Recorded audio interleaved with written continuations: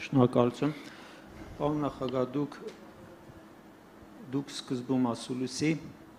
ասացիք 4-րդ հանրապետություն բառեր, բայց ոնց որ չուզեցաք մտնել այդ թեմայի մեջ, բայց իմ հարցը ամեն դեպքում դրան է ուղղված։ Հայաստանի իշխանությունն անում է բաներ, որոնք լրիվ խորթ են մեր քաղաքացու եւ հավաքական ազգային արժանապատվությանը։ Օրինակներից է սրբազանների կալանքը, դատական վճիռները, հերոսու կոչում տալու փոխարեն բարերարի կալանավորումը, նոր մեղադրանքները ու այս տրամաբանությամբ Արարատը ջնջելով, արժեքներ կոտրելով Փաշինյանը երրորդ հանրապետության հարցերը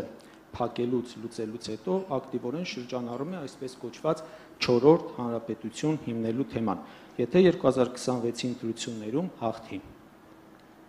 Փորձ է արվում մեր ազգային ինքնության արժեքների, նպատակների փոփոխություն կատարել ու այդպես ձևակերպում է 4-րդ հանրապետությունը։ Հիմա խնդրում եմ ձեր գնահատականը 4-րդ հանրապետություն գաղափարին։ Շնորհակալություն։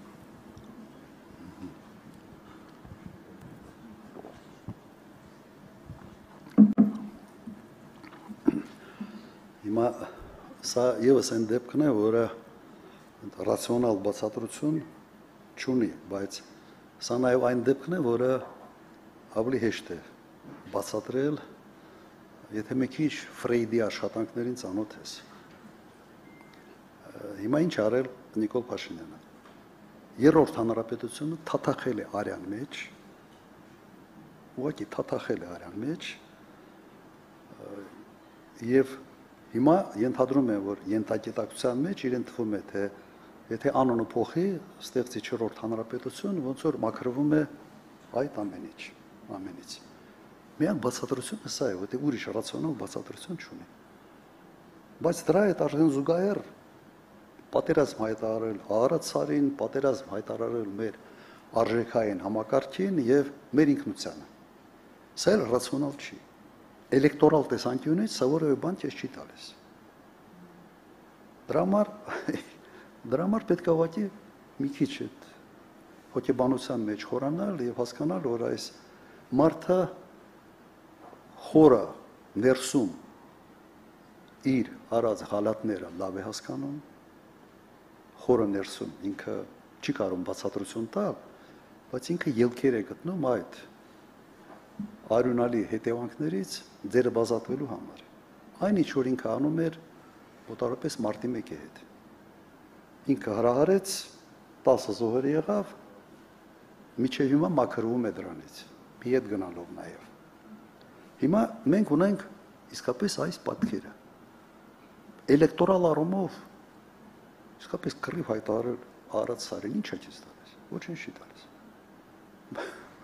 Դրա համար մենք գործ ունենք, կրկնում եմ, խորը բարդույթներ ունեցող ազնվորության հետ, որը տնօրինում է պետական լծակների։ Եվ այդ խորը բարդույթները բերում են ուղղակի բազմաթիվ խնդիրների երկրի համար։ Նաև փորձեմ նաև ինքնության հետ կապված միգուցե մի քայլ ավել անել, էլի ես հայտարարում պատերազմ հայկական ինքնությանը։ Ինչն է քեզ խանգարում։ Ինքնությունն է թողնա։ Եթե մի քիչ դու տգետ չես, դու պիտի հասկանաս, որ ինքնությունը ասես մեկ սերունդով չի փոխվում։ Ինքը փոփոխական է, բայց մի քանի սերունդի եթե կյանքը փոխվում է, նաև ինքնության որոշակի ասես տրանսֆորմացիա է գնում համահունչ կյանքի փոփոխության։ Բայց ինքը իր վրա դերակատարություն է ստանձնել ինքնությունը փոխելու։ Վտանգը ստե ինչումն է նաև։ Ինքնությունը, ասենց ասեմ, հայկականության դեմ պայքարն է այսօր, այն ինչ ինքը անում է։ Հայկականության, ասենց մեր ընդհանուր ընկալման տեսանկյունից։ Հիմա իմ մոտ նայեք, ես փորձեմ լրիվ այլ անկյան ինքնությանը նայեմ։ Հայաստանը ամենից հարուստ երկիրը չի։ Եվ Հայաստանը հաստատ ամենից անվտանգ երկիրը չի։ Ինչն է պահում հային էներգիա ունեցող մտքի ճկունություն, որոշակի sense մասշտաբների մեջ հենց ասենց ասեմ առաջ մղող ինչ որ process-ների ընդունակ հայերին ինչն է պահում Հայաստանի Հանրապետությունը։ Խիպտի մնա Հայաստանը։ Ռուսաստանը օրինակ կենսաթոշակը ավելի քան 2 անգամ ավելի բարձր է քան Հայաստանը։ Միջին աշխատավարձը Ռուսաստանում մոտ 2 անգամ ավելի բարձր է քան Հայաստանում։ Ով գնացել է Ռուսաստան, հաստատ ավելի լավ է ապրում, քան ով ստեղ է մնացել։ Այնտեղից են փողը տրանսֆերները ուղարկում այստեղ, ոչ թե հակառակ։ Եվ մեր նման բարդ տարածաշրջանում ապրող ժողովուրդների համար ինքնությունը ազգային ֆունդամենտալ բան է, այս հողի կպած պահելու համար։ Իսկապես ֆունդամենտալ հարց է սա։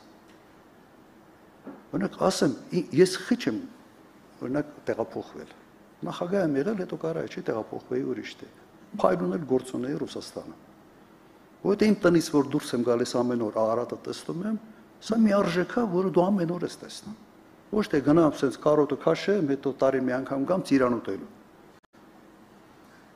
Դրա համար ինքնությանը պետք է նայել։ Եթե դու ուզում ես այս ժողովուրդը, այս բարդ տարածաշրջանը տնտեսական չեմ հասկանում ինչ են անում։